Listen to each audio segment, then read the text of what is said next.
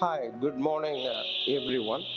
Welcome back to the series of All About English. Protract அப்படின்னு ஒரு verb. Protract, protract அப்படின்னா prolong அப்படின்னு அர்த்தம். நீட்டிப்பு செய்யறது, காலதாமதம் செய்யறது மாதிரி அப்படின்னு வச்சுங்களேன்.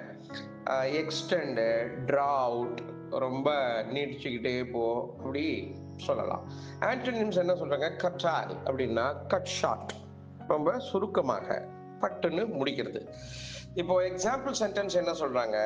He had certainly taken his time, even protracting the process அப்படின்னு சொல்றோம்.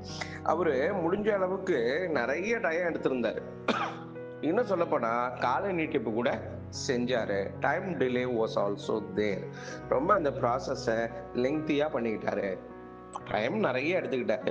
இன்னும் சொல்ல போனா கால நீட்டிப்பு செஞ்சுக்கிட்டே வந்தாரு, ப்ராசஸை ரொம்ப நீட்டி பண்ணாரு.